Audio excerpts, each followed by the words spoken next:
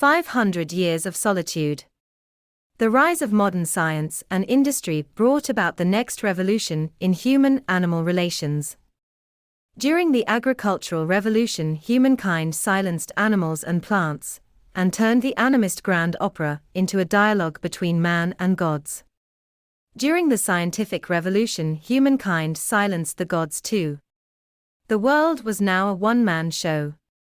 Humankind stood alone on an empty stage, talking to itself, negotiating with no one and acquiring enormous powers without any obligations.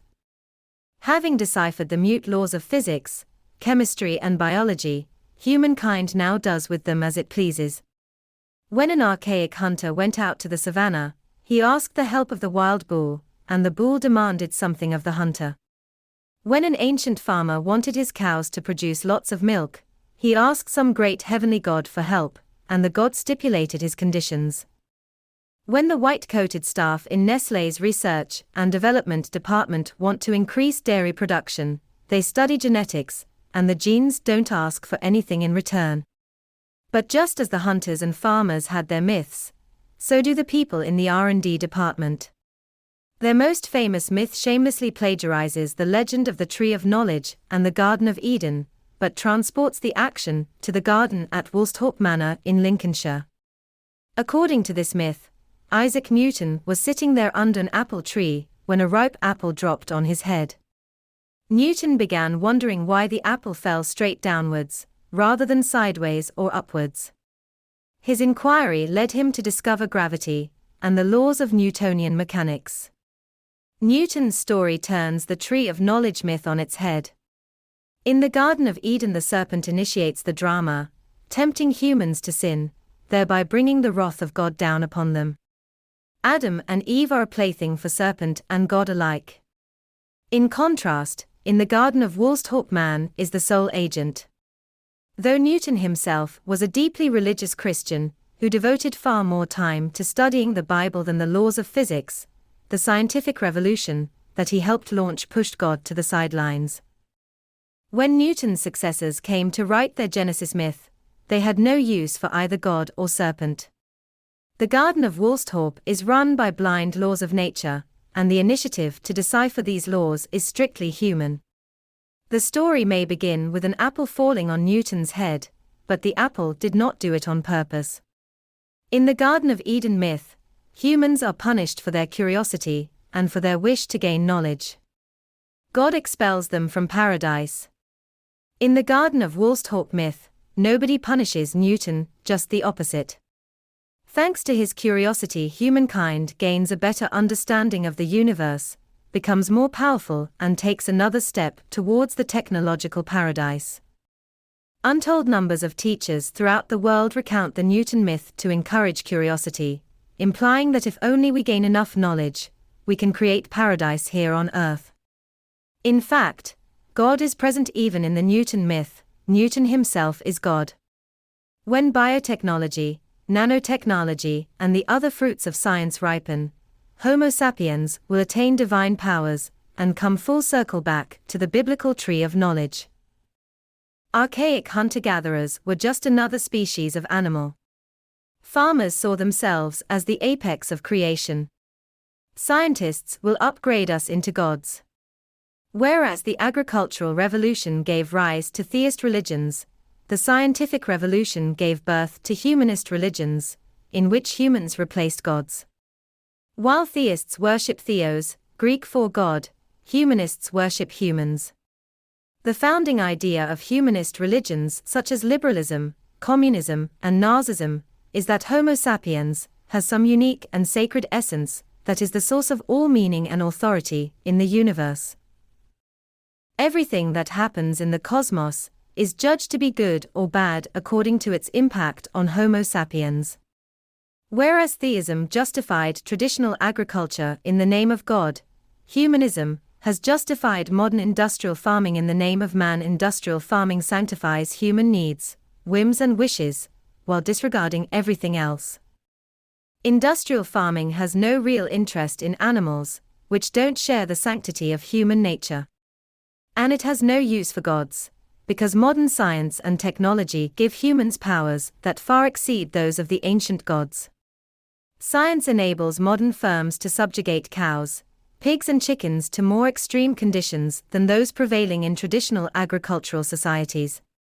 In ancient Egypt, in the Roman Empire, or in medieval China, humans had only a rudimental understanding of biochemistry, genetics, zoology, and epidemiology.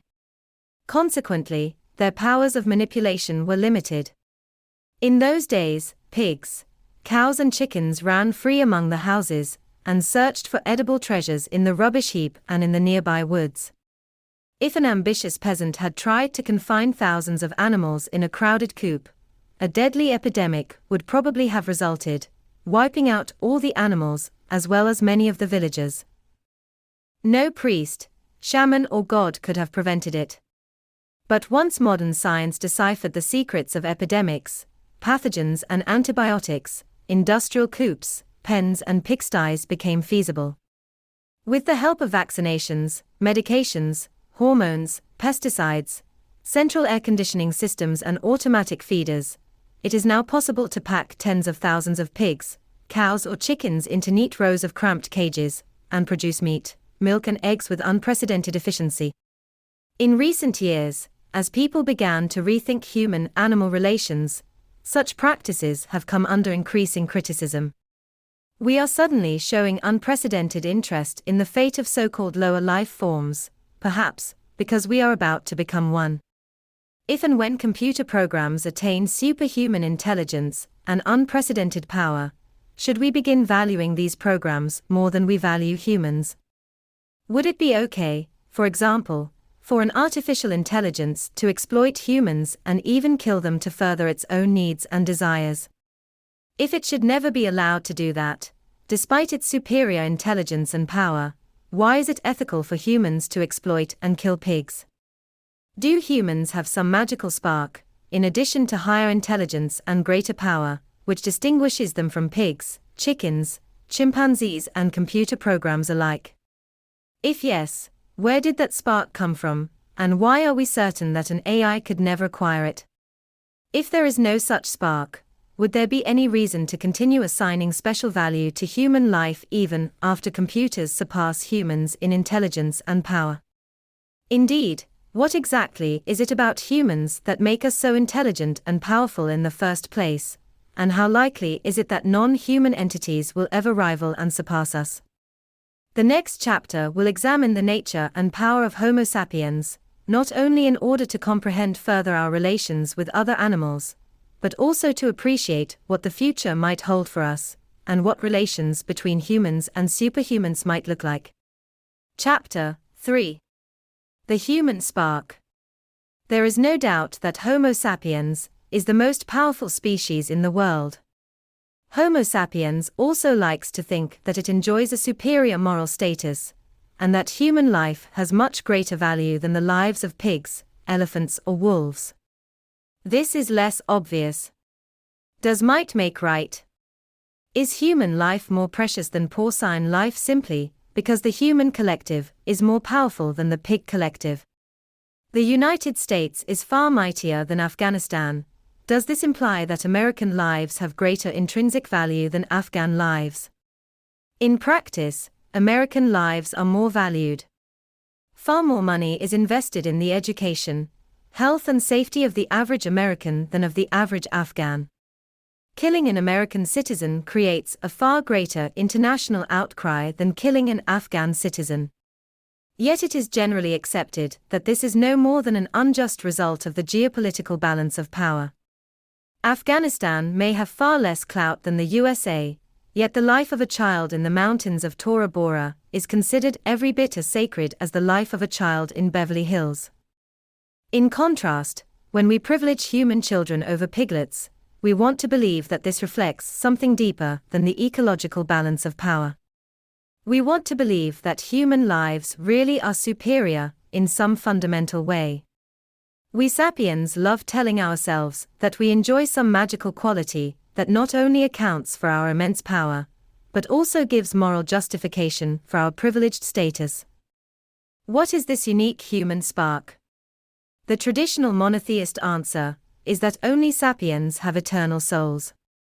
Whereas the body decays and rots, the soul journeys on towards salvation or damnation, and will experience either everlasting joy in paradise, or an eternity of misery in hell. Since pigs and other animals have no soul, they don't take part in this cosmic drama. They live only for a few years, and then die and fade into nothingness. We should therefore care far more about eternal human souls than about ephemeral pigs. This is no kindergarten fairy tale, but an extremely powerful myth that continues to shape the lives of billions of humans and animals in the early 21st century. The belief that humans have eternal souls whereas animals are just evanescent bodies is a central pillar of our legal, political, and economic system. It explains why, for example, it is perfectly okay for humans to kill animals for food, or even just for the fun of it. However, our latest scientific discoveries flatly contradict this monotheist myth. True, laboratory experiments confirm the accuracy of one part of the myth, just as monotheist religions say, animals have no souls. All the careful studies and painstaking examinations have failed to discover any trace of a soul in pigs, rats, or rhesus monkeys. Alas, the same laboratory experiments undermine the second and far more important part of the monotheist myth, namely, that humans do have a soul. Scientists have subjected Homo sapiens to tens of thousands of bizarre experiments, and looked into every nook in our hearts, and every cranny in our brains. But they have so far discovered no magical spark. There is zero scientific evidence that in contrast to pigs, sapiens have souls. If that were all, we could well argue that scientists just need to keep looking. If they haven't found the soul yet, it is because they haven't looked carefully enough. Yet the life sciences doubt the existence of soul not just due to lack of evidence, but rather because the very idea of soul contradicts the most fundamental principles of evolution. This contradiction is responsible for the unbridled hatred that the theory of evolution inspires among devout monotheists. Who's afraid of Charles Darwin? According to a 2012 Gallup survey, only 15% of Americans think that Homo sapiens evolved through natural selection alone, free of all divine intervention. 32% maintain that humans may have evolved from earlier life forms in a process lasting millions of years, but God orchestrated this entire show. 46% believe that God created humans in their current form sometime during the last 10,000 years, just as the Bible says. Spending 3 years in college has absolutely no impact on these views. The same survey found that among BA graduates, 46% believe in the biblical creation story, whereas only 14% think that humans evolved without any divine supervision. Even among holders of MA and PhD degrees, 25% believe the Bible, whereas only 29% credit natural selection alone with the creation of our species. Though schools evidently do a very poor job teaching evolution, religious zealots still insist that it should not be taught at all. Alternatively, they demand that children must also be taught the theory of intelligent design, according to which all organisms were created by the design of some higher intelligence, aka God. Teach them both theories, say the zealots, and let the kids decide for themselves. Why does the theory of evolution provoke such objections, whereas nobody seems to care about the theory of relativity or quantum mechanics? How come politicians don't ask that kids be exposed to alternative theories about matter, energy, space and time? After all, Darwin's ideas seem at first sight far less threatening than the monstrosities of Einstein and Werner Heisenberg. The theory of evolution rests on the principle of the survival of the fittest, which is a clear and simple, not to say humdrum idea.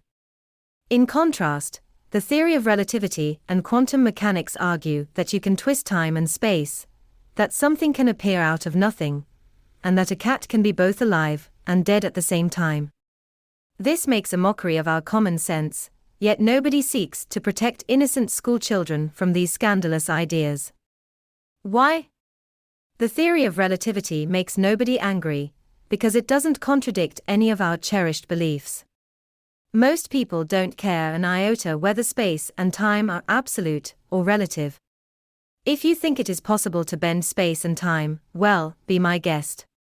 Go ahead and bend them. What do I care? In contrast, Darwin has deprived us of our souls. If you really understand the theory of evolution, you understand that there is no soul.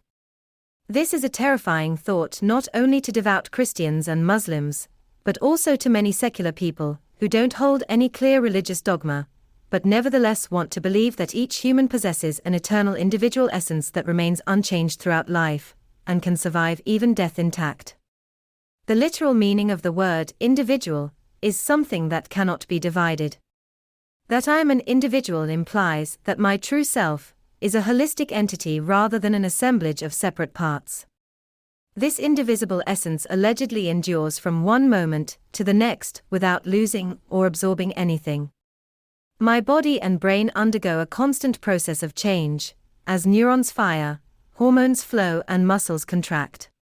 My personality, wishes and relationships never stand still, and may be completely transformed over years and decades. But underneath it all I remain the same person, from birth to death and hopefully beyond death as well. Unfortunately, the theory of evolution rejects the idea that my true self is some indivisible, immutable and potentially eternal essence. According to the theory of evolution, all biological entities, from elephants and oak trees to cells and DNA molecules, are composed of smaller and simpler parts that ceaselessly combine and separate. Elephants and cells have evolved gradually, as a result of new combinations and splits. Something that cannot be divided or changed cannot have come into existence through natural selection. The human eye, for example, is an extremely complex system made of numerous smaller parts, such as the lens, the cornea and the retina. The eye did not pop out of nowhere complete with all these components. Rather, it evolved step by tiny step through millions of years. Our eye is very similar to the eye of Homo erectus, who lived 1 million years ago. It is somewhat less similar to the eye of Australopithecus, who lived 5 million years ago. It is very different from the eye of Dryalestes, who lived 150 million years ago. And it seems to have nothing in common with the unicellular organisms that inhabited our planet hundreds of millions of years ago. Yet even unicellular organisms have tiny organelles that enable the microorganism to distinguish light from darkness and move towards one or the other. The path leading from such archaic senses to the human eye is long and winding, but if you have hundreds of millions of years to spare, you can certainly cover the entire path, step by step. You can do that because the eye is composed of many different parts. If every few generations a small mutation slightly changes one of these parts, say, the cornea becomes a bit more curved, after millions of generations these changes can result in a human eye. If the eye were a holistic entity, devoid of any parts, it could never have evolved by natural selection. That's why the theory of evolution cannot accept the idea of souls, at least if by soul we mean something indivisible, immutable and potentially eternal. Such an entity cannot possibly result from a step-by-step evolution. Natural selection could produce a human eye, because the eye has parts. But the soul has no parts. If the Sapiens soul evolved step by step from the Erectus soul, what exactly were these steps? Is there some part of the soul that is more developed in Sapiens than in Erectus? But the soul has no parts. You might argue that human souls did not evolve, but appeared one bright day in the fullness of their glory. But when exactly was that bright day? When we look closely at the evolution of humankind, it is embarrassingly difficult to find it. Every human that ever existed came into being as a result of male sperm inseminating a female egg. Think of the first baby to possess a soul. That baby was very similar to her mother and father, except that she had a soul and they didn't. Our biological knowledge can certainly explain the birth of a baby whose cornea was a bit more curved than her parents' corneas. A slight mutation in a single gene can account for that. But biology cannot explain the birth of a baby possessing an eternal soul from parents who did not have even a shred of a soul. Is a single mutation, or even several mutations, enough to give an animal an essence secure against all changes, including even death? Hence the existence of souls cannot be squared with the theory of evolution. Evolution means change, and is incapable of producing everlasting entities. From an evolutionary perspective, the closest thing we have to a human essence is our DNA, and the DNA molecule is the vehicle of mutation rather than the seat of eternity. This terrifies large numbers of people, who prefer to reject the theory of evolution rather than give up their souls. Why the stock exchange has no consciousness. Another story employed to justify human superiority says that of all the animals on Earth, only Homo sapiens has a conscious mind. Mind is something very different from soul. The mind isn't some mystical eternal entity. Nor is it an organ such as the eye or the brain. Rather, the mind is a flow of subjective experiences, such as pain, pleasure, anger, and love. These mental experiences are made of interlinked sensations, emotions, and thoughts, which flash for a brief moment and immediately disappear. Then other experiences flicker and vanish, arising for an instant and passing away. When reflecting on it, we often try to sort the experiences into distinct categories such as sensations, emotions, and thoughts, but in actuality they are all mingled together. This frenzied collection of experiences constitutes the stream of consciousness. Unlike the everlasting soul, the mind has many parts, it constantly changes, and there is no reason to think it is eternal. The soul is a story that some people accept while others reject.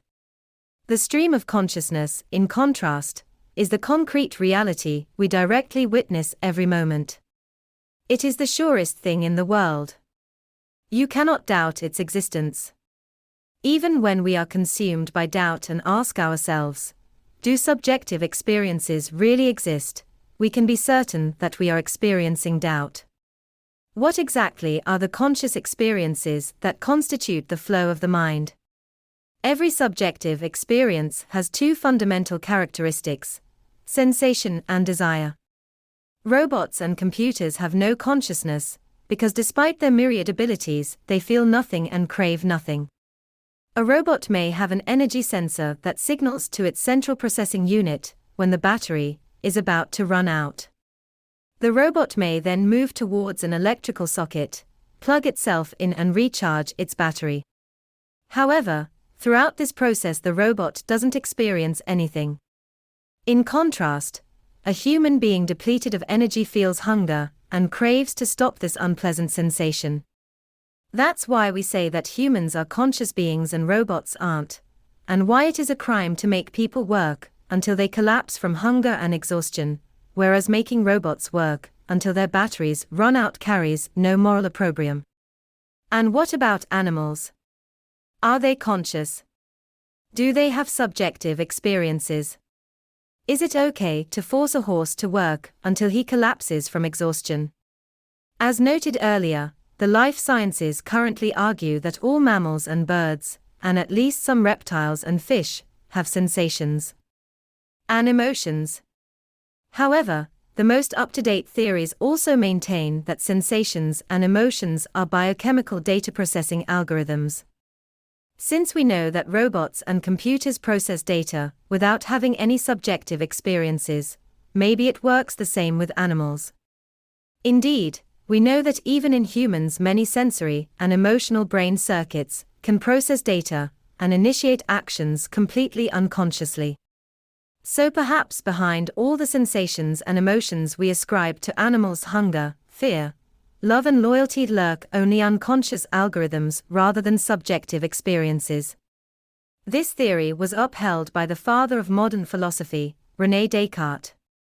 In the 17th century, Descartes maintained that only humans feel and crave, whereas all other animals are mindless automata, akin to a robot or a vending machine. When a man kicks a dog, the dog experiences nothing. The dog flinches and howls automatically, just like a humming vending machine that makes a cup of coffee without feeling or wanting anything. This theory was widely accepted in Descartes' day. 17th century doctors and scholars dissected live dogs and observed the working of their internal organs, without either anesthetics or scruples. They didn't see anything wrong with that, just as we don't see anything wrong in opening the lid of a vending machine and observing its gears and conveyors. In the early 21st century, there are still plenty of people who argue that animals have no consciousness, or at most, that they have a very different and inferior type of consciousness. In order to decide whether animals have conscious minds similar to our own, we must first get a better understanding of how minds function and what role they play. These are extremely difficult questions, but it is worthwhile to devote some time to them, because the mind will be the hero of several subsequent chapters. We won't be able to grasp the full implications of novel technologies, such as artificial intelligence, if we don't know what minds are. Hence, let's leave aside for a moment the particular question of animal minds, and examine what science knows about minds and consciousness in general. We will focus on examples taken from the study of human consciousness, which is more accessible to us than later on return to animals, and ask whether what's true of humans is also true of our furry and feathery cousins. To be frank, science knows surprisingly little about mind and consciousness. Current orthodoxy holds that consciousness is created by electrochemical reactions in the brain, and that mental experiences fulfill some essential data processing function. However, nobody has any idea how a congeries of biochemical reactions and electrical currents in the brain creates the subjective experience of pain, anger, or love. Perhaps we will have a solid explanation in 10 or 50 years. But as of 2016, we have no such explanation, and we had better be clear about that. Using fMRI scans, implanted electrodes, and other sophisticated gadgets, scientists have certainly identified correlations and even causal links between electrical currents in the brain and various subjective experiences. Just by looking at brain activity, scientists can know whether you are awake, dreaming, or in deep sleep. They can briefly flash an image in front of your eyes, just at the threshold of conscious perception, and determine, without asking you, whether you have become aware of the image or not. They have even managed to link individual brain neurons with specific mental content, discovering, for example, a Bill Clinton neuron and a Homer Simpson neuron. When the Bill Clinton neuron is on, the person is thinking of the 42nd President of the USA. Show the person an image of Homer Simpson, and the eponymous neuron is bound to ignite. More broadly, scientists know that if an electric storm arises in a given brain area, you probably feel angry. If this storm subsides and a different area lights up, you are experiencing love. Indeed, scientists can even induce feelings of anger or love by electrically stimulating the right neurons.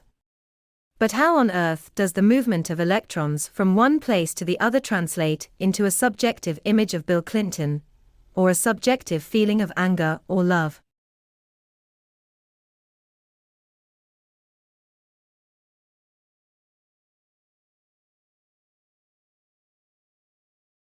The most common explanation points out that the brain is a highly complex system, with more than 80 billion neurons connected into numerous intricate webs. When billions of neurons send billions of electric signals back and forth, subjective experiences emerge.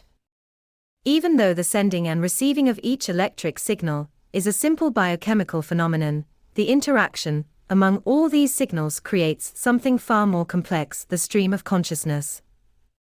We observe the same dynamic in many other fields. The movement of a single car is a simple action, but when millions of cars move and interact simultaneously, traffic jams emerge. The buying and selling of a single share is simple enough, but when millions of traders buy and sell millions of shares, it can lead to economic crises that dumbfound even the experts. Yet this explanation explains nothing. It merely affirms that the problem is very complicated. It does not offer any insight into how one kind of phenomenon, billions of electric signals moving from here to there, creates a very different kind of phenomenon, subjective experiences of anger or love. The analogy to other complex processes, such as traffic jams and economic crises, is flawed. What creates a traffic jam? If you follow a single car, you will never understand it. The jam results from the interactions among many cars. Car A influences the movement of car B, which blocks the path of car C, and so on.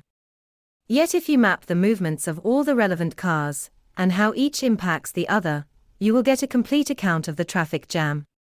It would be pointless to ask, but how do all these movements create the traffic jam? For traffic jam is simply the abstract term we humans decided to use for this particular collection of events. In contrast, anger isn't an abstract term we have decided to use as a shorthand for billions of electric brain signals. Anger is an extremely concrete experience which people were familiar with long before they knew anything about electricity. When I say, I am angry, I am pointing to a very tangible feeling. If you describe how a chemical reaction in a neuron results in an electric signal, and how billions of similar reactions result in billions of additional signals, it is still worthwhile to ask, but how do these billions of events come together to create my concrete feeling of anger? When thousands of cars slowly edge their way through London, we call that a traffic jam, but it doesn't create some great Londonian consciousness that hovers high above Piccadilly and says to itself, "Blimey, I feel jammed." When millions of people sell billions of shares, we call that an economic crisis, but no great Wall Street spirit grumbles, "Shit, I feel I am in crisis." When trillions of water molecules coalesce in the sky, we call that a cloud, but no cloud consciousness emerges to announce, "I feel rainy." How is it, then, that when billions of electric signals move around in my brain, a mind emerges that feels I am furious? As of 2016, we have absolutely no idea. Hence, if this discussion has left you confused and perplexed, you are in very good company. The best scientists, too, are a long way from deciphering the enigma of mind and consciousness. One of the wonderful things about science is that when scientists don't know something, they can try out all kinds of theories and conjectures, but in the end they can just admit their ignorance. The equation of life. Scientists don't know how a collection of electric brain signals creates subjective experiences. Even more crucially, they don't know what could be the evolutionary benefit of such a phenomenon. It is the greatest lacuna in our understanding of life. Humans have feet, because for millions of generations feet enabled our ancestors to chase rabbits and escape lions. Humans have eyes, because for countless millennia eyes enabled our forebears to see whither the rabbit was heading and whence the lion was coming. But why do humans have subjective experiences of hunger and fear? Not long ago, biologists gave a very simple answer. Subjective experiences are essential for our survival, because if we didn't feel hunger or fear, we would not have bothered to chase rabbits and flee lions. Upon seeing a lion, why did a man flee? Well, he was frightened, so he ran away. Subjective experiences explained human actions. Yet today scientists provide a much more detailed explanation. When a man sees a lion, electric signals move from the eye to the brain. The incoming signals stimulate certain neurons, which react by firing off more signals. These stimulate other neurons down the line, which fire in their turn. If enough of the right neurons fire at a sufficiently rapid rate, commands are sent to the adrenal glands to flood the body with adrenaline, the heart is instructed to beat faster, while neurons in the motor center send signals down to the leg muscles, which begin to stretch and contract, and the man runs away from the lion. Ironically, the better we map this process, the harder it becomes to explain conscious feelings. The better we understand the brain, the more redundant the mind seems. If the entire system works by electric signals passing from here to there, why the hell do we also need to feel fear? If a chain of electrochemical reactions leads all the way from the nerve cells in the eye to the movements of leg muscles, why add subjective experiences to this chain? What do? Countless domino pieces can fall one after the other without any need of subjective experiences. Why do neurons need feelings in order to stimulate one another, or in order to tell the adrenal gland to start pumping? Indeed, 99% of bodily activities, including muscle movement and hormonal secretions, take place without any need of conscious feelings. So why do the neurons, muscles and glands need such feelings in the remaining 1% of cases? You might argue that we need a mind, because the mind stores memories, makes plans and autonomously sparks completely new images and ideas. It doesn't just respond to outside stimuli. For example, when a man sees a lion, he doesn't react automatically to the sight of the predator. He remembers that a year ago a lion ate his aunt. He imagines how he would feel if a lion tore him to pieces. He contemplates the fate of his orphaned children. That's why he flees. Indeed, many chain reactions begin with the mind's own initiative rather than with any immediate external stimulus. Thus, a memory of some prior lion attack might spontaneously pop up in a man's mind, setting him thinking about the danger posed by lions. He then gets all the tribe's people together, and they brainstorm novel methods for scaring lions away. But wait a moment. What are all these memories, imaginations, and thoughts? Where do they exist? According to current biological theories, our memories, imaginations, and thoughts don't exist in some higher immaterial field. Rather, they too are avalanches of electric signals fired by billions of neurons. Hence, even when we figure in memories, imaginations, and thoughts, we are still left with a series of electrochemical reactions that pass through billions of neurons, ending with the activity of adrenal glands and leg muscles. Is there even a single step on this long and twisting journey where, between the action of one neuron and the reaction of the next, the mind intervenes and decides whether the second neuron should fire or not? Is there any material movement, of even a single electron, that is caused by the subjective experience of fear rather than by the prior movement of some other particle? If there is no such movement, and if every electron moves, because another electron moved earlier, why do we need to experience fear? We have no clue. Philosophers have encapsulated this riddle in a trick question: what happens in the mind that doesn't happen in the brain? If nothing happens in the mind except what happens in our massive network of neurons, then why do we need the mind? If something does indeed happen in the mind over and above what happens in the neural network, where the hell does it happen? Suppose I ask you what Homer Simpson thought about Bill Clinton and the Monica Lewinsky scandal. You have probably never thought about this before, so your mind now needs to fuse two previously unrelated memories, perhaps conjuring up an image of Homer drinking beer while watching the president give his "I did not have sexual relations with that woman" speech. Where does this fusion take place? Some brain scientists argue that it happens in the global workspace, created by the interaction of many neurons. 4 Yet the word workspace is just a metaphor. What is the reality behind the metaphor? Where do the different pieces of information actually meet and fuse? According to current theories, it certainly doesn't take place in some platonic fifth dimension. Rather, it takes place, say, where two previously unconnected neurons suddenly start firing signals to one another. A new synapse is formed between the Bill Clinton neuron and the Homer Simpson neuron. But if so, why do we need the conscious experience of memory over and above the physical event of the two neurons connecting? We can pose the same riddle in mathematical terms. Present-day dogma holds that organisms are algorithms, and that algorithms can be represented in mathematical formulas.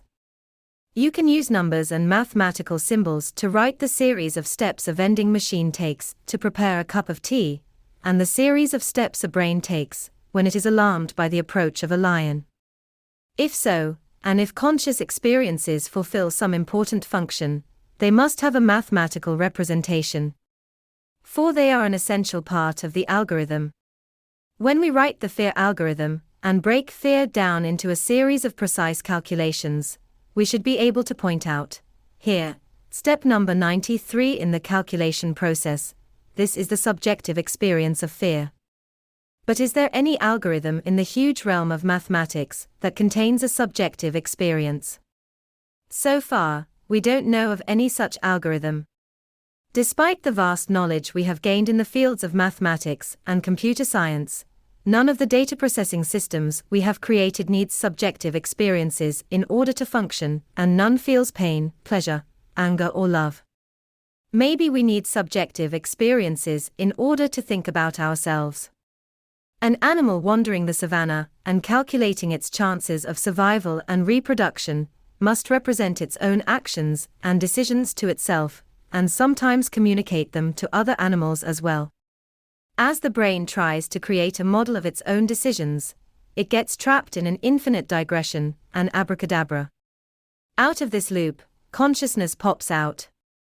50 years ago this might have sounded plausible, but not in 2016. Several corporations, such as Google and Tesla, are engineering autonomous cars that already cruise our roads.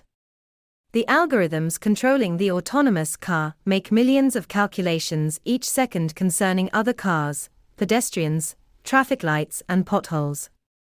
The autonomous car successfully stops at red lights, bypasses obstacles, and keeps a safe distance from other vehicles without feeling any fear. The car also needs to take itself into account and to communicate its plans and desires to the surrounding vehicles, because if it decides to swerve to the right, doing so will impact on their behavior. The car does all that without any problem, but without any consciousness either. The autonomous car isn't special. Many other computer programs make allowances for their own actions, yet none of them has developed consciousness, and none feels or desires anything. If we cannot explain the mind, and if we don't know what function it fulfills, why not just discard it? The history of science is replete with abandoned concepts and theories. For instance, early modern scientists who tried to account for the movement of light postulated the existence of a substance called ether, which supposedly fills the entire universe. Light was thought to be waves of ether. However, scientists failed to find any empirical evidence for the existence of ether, whereas they did come up with alternative and better theories of light. Consequently, they threw ether into the dustbin of science. Note: picture of the Google autonomous car on the road. Similarly, for thousands of years humans used God to explain numerous natural phenomena. What causes lightning to strike? God. What makes the rain fall? God. How did life on Earth begin?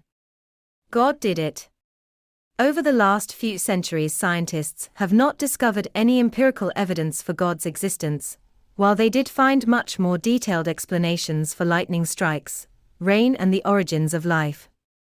Consequently, with the exception of a few subfields of philosophy, no article in any peer-reviewed scientific journal takes God's existence seriously.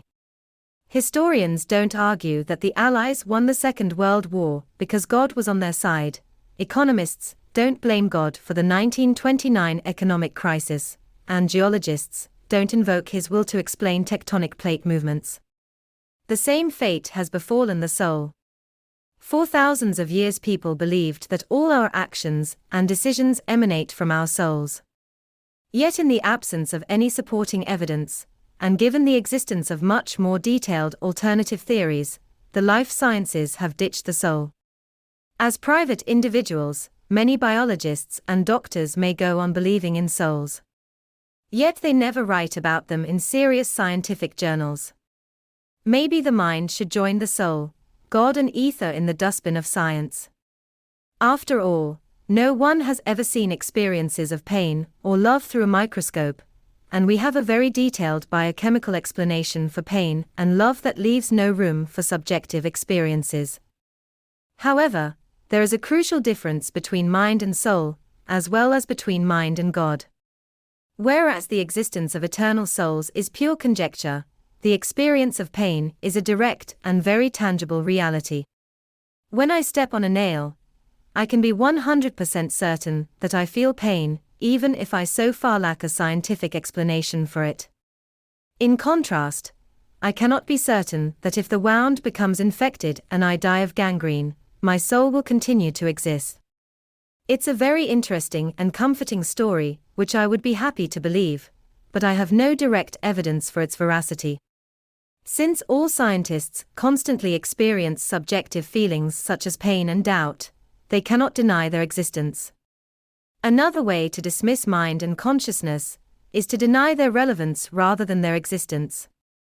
Some scientists, such as Daniel Dennett and Stanislas Dehaene, argue that all relevant questions can be answered by studying brain activities, without any recourse to subjective experiences. So scientists can safely delete mind, consciousness, and subjective experiences from their vocabulary and articles. However, as we shall see in the following chapters, the whole edifice of modern politics and ethics is built upon subjective experiences, and few ethical dilemmas can be solved by referring strictly to brain activities. For example, what's wrong with torture or rape? From a purely neurological perspective, when a human is tortured or raped, certain biochemical reactions happen in the brain, and various electrical signals move from one bunch of neurons to another. What could possibly be wrong with that? Most modern people have ethical qualms about torture and rape because of the subjective experiences involved. If any scientist wants to argue that subjective experiences are irrelevant, their challenge is to explain why torture or rape are wrong without reference to any subjective experience. Finally, some scientists concede that consciousness is real and may actually have great moral and political value, but that it fulfills no biological function whatsoever. Consciousness is the biologically useless byproduct of certain brain processes. Jet engines roar loudly, but the noise doesn't propel the aeroplane forward. Humans don't need carbon dioxide, but each and every breath fills the air with more of the stuff. Similarly, consciousness may be a kind of mental pollution produced by the firing of complex neural networks. It doesn't do anything. It is just there. If this is true, it implies that all the pain and pleasure experienced by billions of creatures for millions of years is just mental pollution. This is certainly a thought worth thinking, even if it isn't true. But it is quite amazing to realize that as of 2016, this is the best theory of consciousness that contemporary science has to offer us. Maybe the life sciences view the problem from the wrong angle. They believe that life is all about data processing, and that organisms are machines for making calculations and taking decisions. However, this analogy between organisms and algorithms might mislead us. In the 19th century, scientists described brains and minds as if they were steam engines. Why steam engines? Because that was the leading technology of the day, which powered trains, ships and factories. So when humans tried to explain life, they assumed it must work according to analogous principles. Mind and body are made of pipes, cylinders, valves and pistons that build and release pressure, thereby producing movements and actions. Such thinking had a deep influence even on Freudian psychology, which is why much of our psychological jargon is still replete with concepts borrowed from mechanical engineering. Consider, for example, the following Freudian argument: armies harness the sex drive to fuel military aggression. The army recruits young men just when their sexual drive is at its peak. The army limits the soldiers' opportunities of actually having sex and releasing all that pressure, which consequently accumulates inside them. The army then redirects this pent-up pressure and allows it to be released in the form of military aggression. This is exactly how a steam engine works. You trap boiling steam inside a closed container. The steam builds up more and more pressure, until suddenly you open a valve and release the pressure in a predetermined direction, harnessing it to propel a train or a loom. Not only in armies, but in all fields of activity, We often complain about the pressure building up inside us, and we fear that unless we let off some steam, we might explode. In the 21st century, it sounds childish to compare the human psyche to a steam engine. Today we know of a far more sophisticated technology, the computer, so we explain the human psyche as if it were a computer processing data rather than a steam engine regulating pressure. But this new analogy may turn out to be just as naive. After all, computers have no minds. They don't crave anything even when they have a bug, and the internet doesn't feel pain even when authoritarian regimes sever entire countries from the web. So why use computers as a model for understanding the mind? Well, are we really sure that computers have no sensations or desires? And even if they haven't got any at present, perhaps once they become complex enough they might develop consciousness. If that were to happen, how could we ascertain it? When computers replace our bus driver, our teacher and our shrink, how could we determine whether they have feelings or whether they are just a collection of mindless algorithms? When it comes to humans, we are today capable of differentiating between conscious mental experiences and non-conscious brain activities. Though we are far from understanding consciousness, scientists have succeeded in identifying some of its electrochemical signatures. To do so, the scientists started with the assumption that whenever humans report that they are conscious of something, they can be believed. Based on this assumption, the scientists could then isolate specific brain patterns that appear every time humans report being conscious, but that never appear during unconscious states. This has allowed the scientists to determine, for example, whether a seemingly vegetative stroke victim has completely lost consciousness, or has merely lost control of his body and speech. If the patient's brain displays the telltale signatures of consciousness, he is probably conscious, even though he cannot move or speak. Indeed, doctors have recently managed to communicate with such patients using fMRI imaging. They ask the patients yes or no questions, telling them to imagine themselves playing tennis if the answer is yes, and to visualize the location of their home if the answer is no. The doctors can then observe how the motor cortex lights up when patients imagine playing tennis, meaning yes, whereas no is indicated by the activation of brain areas responsible for spatial memory. This is all very well for humans, but what about computers? Since silicon-based computers have very different structures to carbon-based human neural networks, the human signatures of consciousness may not be relevant to them. We seem to be trapped in a vicious circle. Starting with the assumption that we can believe humans when they report that they are conscious, we can identify the signatures of human consciousness, and then use these signatures to prove that humans are indeed conscious. But if an artificial intelligence self-reports that it is conscious, should we just believe it? So far, we have no good answer to this problem.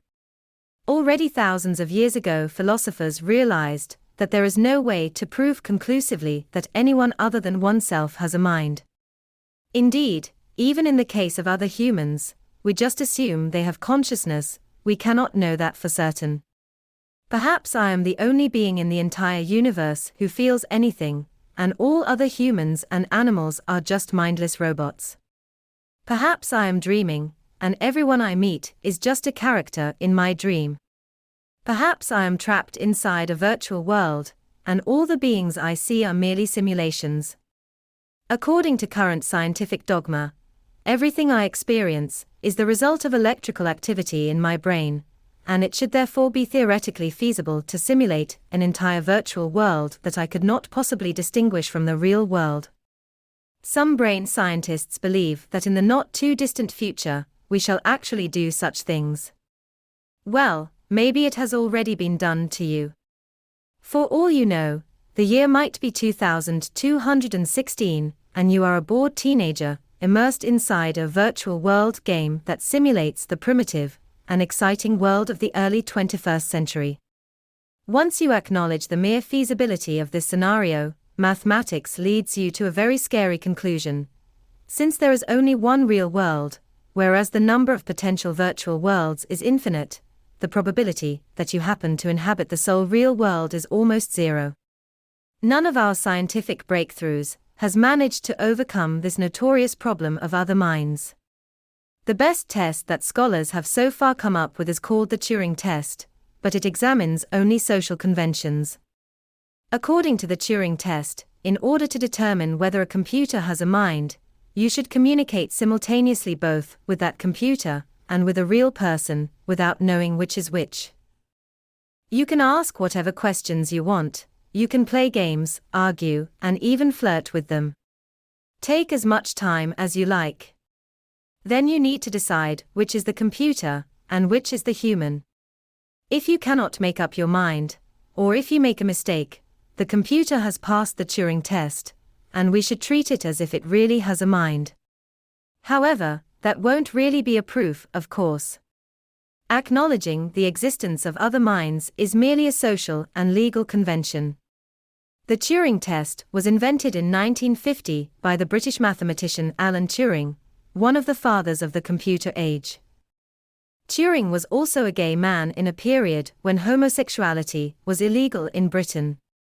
In 1952, he was convicted of committing homosexual acts and forced to undergo chemical castration. 2 years later, he committed suicide.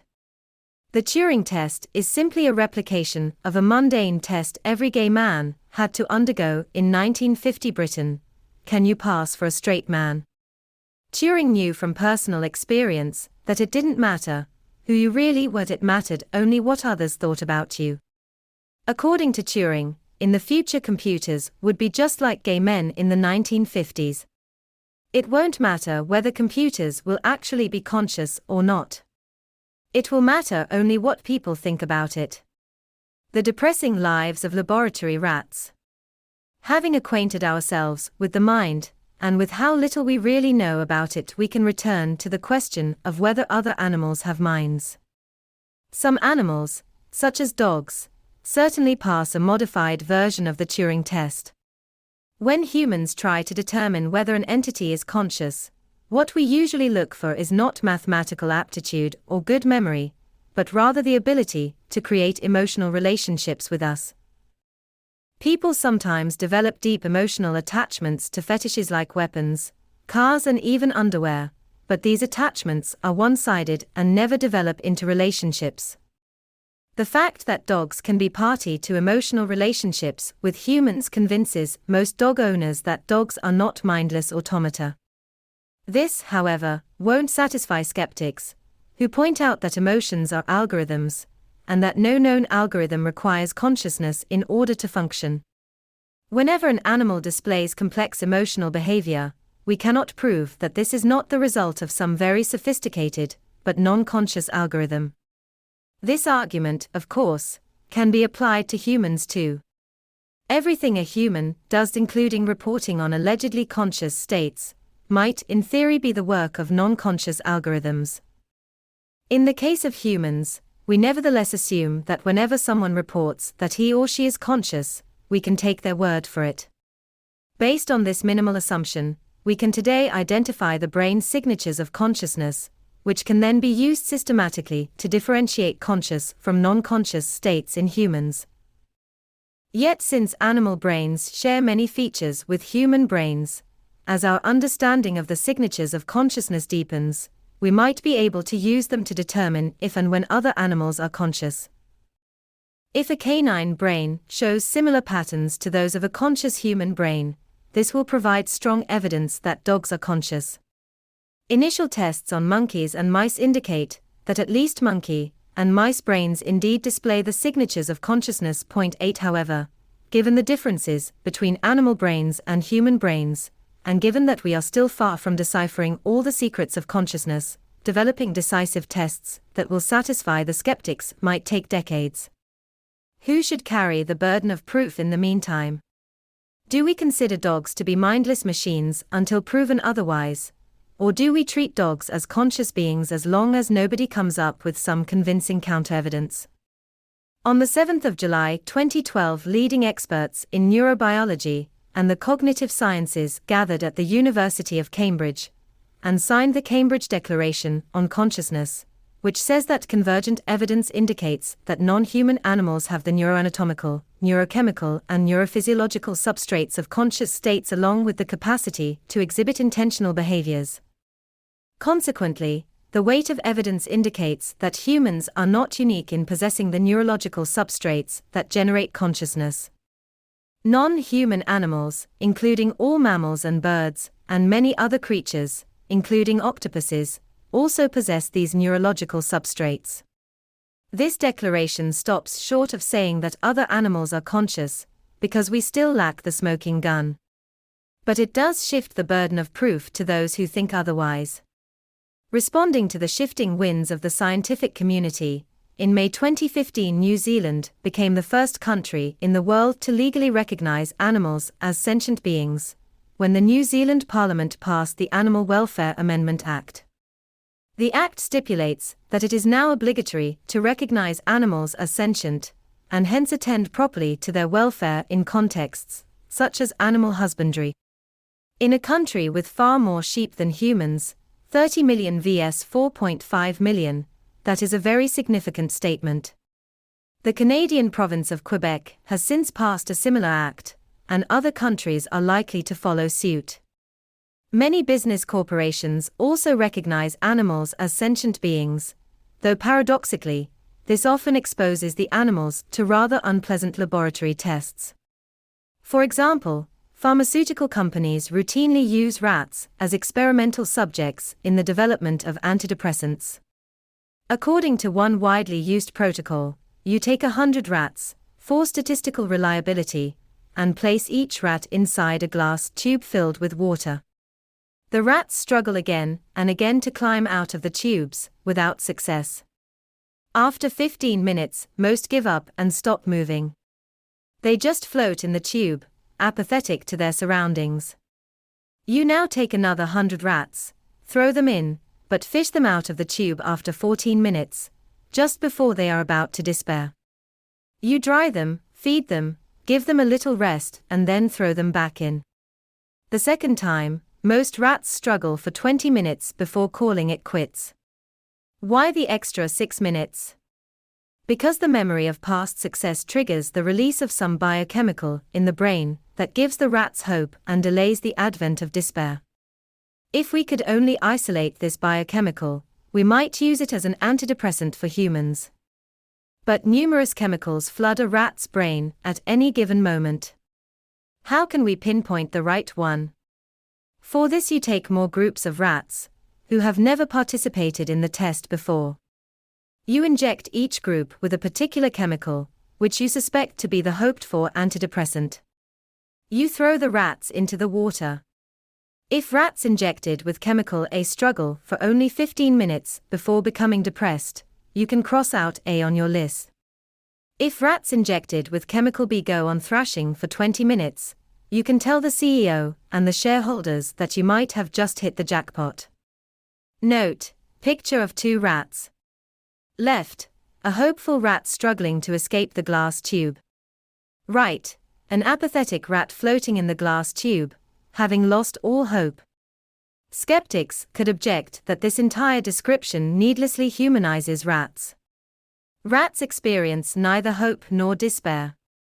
Sometimes rats move quickly and sometimes they stand still, but they never feel anything.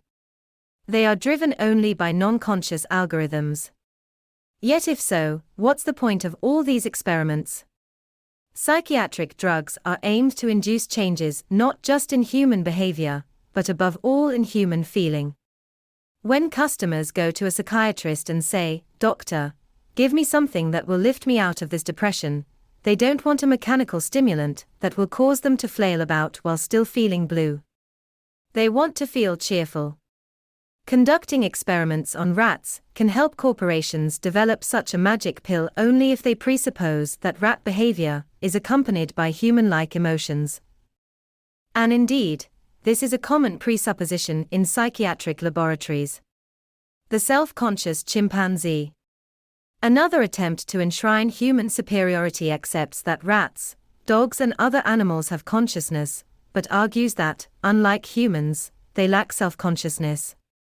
They may feel depressed, happy, hungry or satiated, but they have no notion of self, and they are not aware that the depression or hunger they feel belongs to a unique entity called I. This idea is as common as it is opaque. Obviously, when a dog feels hungry, he grabs a piece of meat for himself rather than serve food to another dog. Let a dog sniff a tree watered by the neighborhood dogs, and he will immediately know whether it smells of his own urine, of the neighbor's cute Labradors, or of some strangers. Dogs react very differently to their own odor and to the odors of potential mates and rivals. So what does it mean that they lack self-consciousness? A more sophisticated version of the argument says that there are different levels of self-consciousness. Only humans understand themselves as an enduring self that has a past and a future, perhaps, because only humans can use language in order to contemplate their past experiences and future actions. Other animals exist in an eternal present. Even when they seem to remember the past or plan for the future, they are in fact reacting only to present stimuli and momentary urges. Point 12 For instance, a squirrel hiding nuts for the winter doesn't really remember the hunger he felt last winter, nor is he thinking about the future. He just follows a momentary urge, oblivious to the origins and purpose of this urge.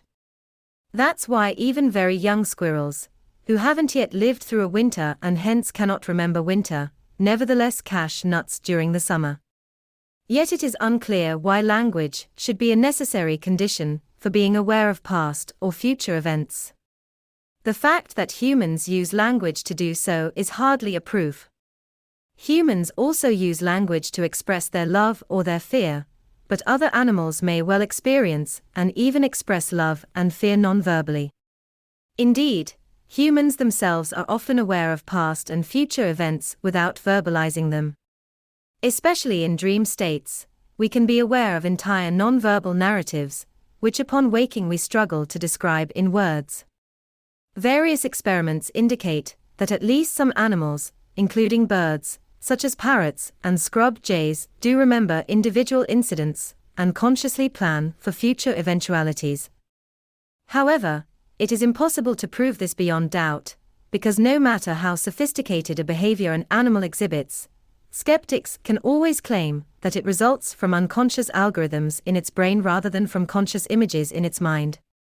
To illustrate this problem, consider the case of Santino, a male chimpanzee from the Furuvik Zoo in Sweden.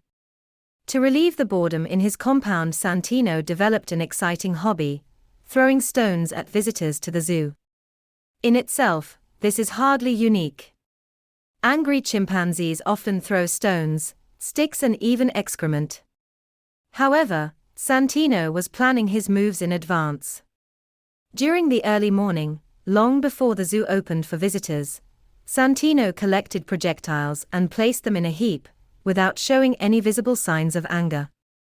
Guides and visitors soon learned to be wary of Santino, especially when he was standing near his pile of stones, hence he had increasing difficulties in finding targets. In May 2010, Santino responded with a new strategy. In the early morning he took bales of straw from his sleeping quarters and placed them close to the compound's wall, where visitors usually gather to watch the chimps. He then collected stones and hid them under the straw. An hour or so later, when the first visitors approached, Santino kept his cool, showing no signs of irritation or aggression. Only when his victims were within range did Santino suddenly grab the stones from their hiding place and bombard the frightened humans, who would scuttle in all directions. In the summer of 2012, Santino sped up the arms race, caching stones not only under straw bales, but also in tree trunks, buildings and any other suitable hiding place. Yet even Santino doesn't satisfy the skeptics. How can we be certain that at 7 a.m., when Santino goes about secreting stones here and there, he is imagining how fun it will be to pelt the visiting humans at noon? Maybe Santino is driven by some non-conscious algorithm, just like a young squirrel hiding nuts for winter, even though he has never experienced winter. Similarly, say the skeptics, a male chimpanzee attacking a rival who hurt him weeks earlier isn't really avenging the old insult. He is just reacting to a momentary feeling of anger, the cause of which is beyond him. When a mother elephant sees a lion threatening her calf, she rushes forward and risks her life, not because she remembers that this is her beloved offspring whom she has been nurturing for months. Rather, she is impelled by some unfathomable sense of hostility towards the lion. And when a dog jumps for joy when his owner comes home, the dog isn't recognizing the man who fed and cuddled him from infancy. He is simply overwhelmed by an unexplained ecstasy. We cannot prove or disprove any of these claims, because they are in fact variations on the problem of other minds. Since we aren't familiar with any algorithm that requires consciousness, anything an animal does can be seen as the product of non-conscious algorithms rather than of conscious memories and plans. So in Santino's case too, the real question concerns the burden of proof. What is the most likely explanation for Santino's behavior? Should we assume that he is consciously planning for the future, and anyone who disagrees should provide some counter-evidence? Or is it more reasonable to think that the chimpanzee is driven by a non-conscious algorithm, and all he consciously feels is a mysterious urge to place stones under bales of straw? And even if Santino doesn't remember the past and doesn't imagine the future, does it mean he lacks self-consciousness? After all, we ascribe self-consciousness to humans even when they are not busy remembering the past or dreaming about the future. For example, when a human mother sees her toddler wandering onto a busy road, she doesn't stop to think about either past or future. Just like the mother elephant, she too just races to save her child. Why not say about her what we say about the elephant, namely that, when the mother rushed to save her baby from the oncoming danger, she did it without any self-consciousness. She was merely driven by a momentary urge. Similarly, consider a young couple kissing passionately on their first date, a soldier charging into heavy enemy fire to save a wounded comrade, or an artist drawing a masterpiece in a frenzy of brushstrokes. None of them stops to contemplate the past or the future. Does it mean they lack self-consciousness, and that their state of being is inferior to that of a politician giving an election speech about his past achievements and future plans? The clever horse. In 2010, scientists conducted an unusually touching rat experiment. They locked a rat in a tiny cage, placed the cage within a much larger cell, and allowed another rat to roam freely through that cell. The caged rat gave out distress signals, which caused the free rat also to exhibit signs of anxiety and stress. In most cases, the free rat proceeded to help her trapped companion, and after several attempts usually succeeded in opening the cage and liberating the prisoner. The researchers then repeated the experiment, this time placing chocolate in the cell. The free rat now had to choose between either liberating the prisoner or enjoying the chocolate all by herself. Many rats preferred to first free their companion and share the chocolate, though quite a few behaved more selfishly, proving perhaps that some rats are meaner than others. Skeptics dismissed these results, arguing that the free rat liberated the prisoner not out of empathy, but simply in order to stop the annoying distress signals. The rats were motivated by the unpleasant sensations they felt, and they sought nothing grander than ending these sensations. Maybe. But we could say exactly the same thing about us humans. When I donate money to a beggar, am I not reacting to the unpleasant sensations that the sight of the beggar causes me to feel? Do I really care about the beggar, or do I simply want to feel better myself? In essence, we humans are not that different from rats, dogs, dolphins, or chimpanzees. Like them, we too have no soul. Like us, they too have consciousness and a complex world of sensations and emotions. Of course, every animal has its unique traits and talents. Humans too have their special gifts. We shouldn't humanize animals needlessly, imagining that they are just a furrier version of ourselves. This is not only bad science, but it also prevents us from understanding and valuing other animals on their terms. In the early 1900s, a horse called Clever Hans became a German celebrity.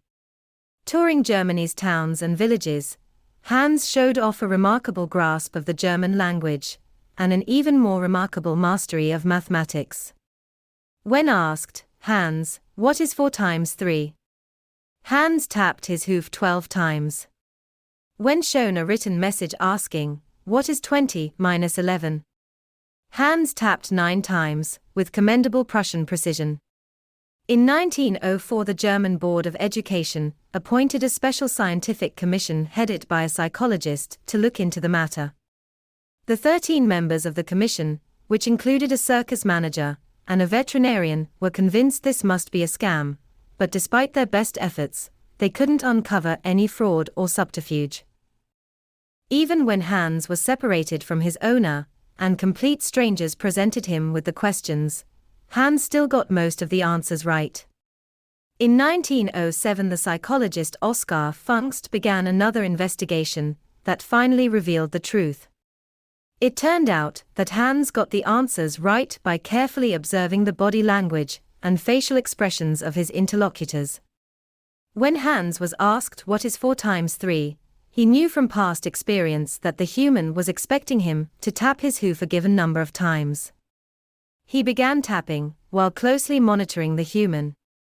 As Hans approached the correct number of taps, the human became more and more tense, and when Hans tapped the right number, the tension reached its peak. Hans knew how to recognize this by the human's body posture and the look on the human's face. He then stopped tapping and watched how tension was replaced by amazement or laughter. Hans knew he had got it right. Clever Hans is often given as an example of the way humans erroneously humanize animals, ascribing to them far more amazing abilities than they actually possess. In fact, however, the lesson is just the opposite. The story demonstrates that by humanizing animals, we usually underestimate animal cognition and ignore the unique abilities of other creatures. As far as maths goes, Hans was hardly a genius. Any 8-year-old kid could do much better. However, in his ability to deduce emotions and intentions from body language, Hans was a true genius. If a Chinese person were to ask me in Mandarin what is 4 times 3, there is no way that I could correctly tap my foot 12 times simply by observing facial expressions and body language. Clever Hans enjoyed this ability because horses normally communicate with each other through body language. What was remarkable about Hans, however, is that he could use the method to decipher the emotions and intentions not only of his fellow horses, but also of unfamiliar humans. Note: picture of clever Hans on stage in 1904. If animals are so clever, why don't horses harness humans to carts, rats conduct experiments on us, and dolphins make us jump through hoops? Homo sapiens surely has some unique ability that enables it to dominate all the other animals. Having dismissed the overblown notions that Homo sapiens exists on an entirely different plane from other animals, or that humans possess some unique essence like soul or consciousness, we can finally climb down to the level of reality and examine the particular physical or mental abilities that give our species its edge. Most studies cite tool production and intelligence as particularly important for the ascent of humankind. Though other animals also produce tools, there is little doubt that humans far surpass them in that field. Things are a bit less clear with regard to intelligence. An entire industry is devoted to defining and measuring intelligence, but is a long way from reaching a consensus. Luckily, we don't have to enter into that minefield, because no matter how one defines intelligence, it is quite clear that neither intelligence nor toolmaking by themselves can account for the sapiens' conquest of the world. According to most definitions of intelligence, 1 million years ago humans were already the most intelligent animals around, as well as the world's champion toolmakers, yet they remained insignificant creatures with little impact on the surrounding ecosystem. They were obviously lacking some key feature other than intelligence and toolmaking. Perhaps humankind eventually came to dominate the planet not because of some elusive third key ingredient, but due simply to the evolution of even higher intelligence and even better toolmaking abilities. It doesn't seem so, because when we examine the historical record, we don't see a direct correlation between the intelligence and tool-making abilities of individual humans and the power of our species as a whole. 20,000 years ago, the average sapiens probably had higher intelligence and better tool-making skills than the average sapiens of today. Modern schools and employers may test our aptitudes from time to time, but no matter how badly we do, the welfare state always guarantees our basic needs. In the Stone Age, natural selection tested you every single moment of every single day, and if you flunked any of its numerous tests, you were pushing up the daisies in no time. Yet despite the superior tool-making abilities of our Stone Age ancestors, and despite their sharper minds and far more acute senses, 20,000 years ago humankind was much weaker than it is today. Over those 20,000 years humankind moved from hunting mammoth with stone-tipped spears to exploring the solar system with spaceships, not thanks to the evolution of more dexterous hands or bigger brains. Our brains today seem actually to be smaller. Instead, the crucial factor in our conquest of the world was our ability to connect many humans to one another. 18 Humans nowadays completely dominate the planet, not because the individual human is far smarter and more nimble-fingered than the individual chimp or wolf, but because Homo sapiens is the only species on Earth capable of cooperating flexibly in large numbers. Intelligence and tool-making were obviously very important as well. But if humans had not learned to cooperate flexibly in large numbers, our crafty brains and deft hands would still be splitting flint stones rather than uranium atoms. If cooperation is the key, how come the ants and bees did not beat us to the nuclear bomb, even though they learned to cooperate en masse millions of years before us? Because their cooperation lacks flexibility. Bees cooperate in very sophisticated ways, but they cannot reinvent their social system overnight. If a hive faces a new threat or a new opportunity, the bees cannot, for example, guillotine the queen and establish a republic. Social mammals such as elephants and chimpanzees cooperate far more flexibly than bees, but they do so only with small numbers of friends and family members. Their cooperation is based on personal acquaintance. If I am a chimpanzee and you are a chimpanzee, and I want to cooperate with you, I must know you personally. What kind of chimp are you? Are you a nice chimp? Are you an evil chimp? How can I cooperate with you if I don't know you? To the best of our knowledge, only sapiens can cooperate in very flexible ways with countless numbers of strangers. This concrete capability, rather than an eternal soul, or some unique kind of consciousness, explains our mastery of planet Earth.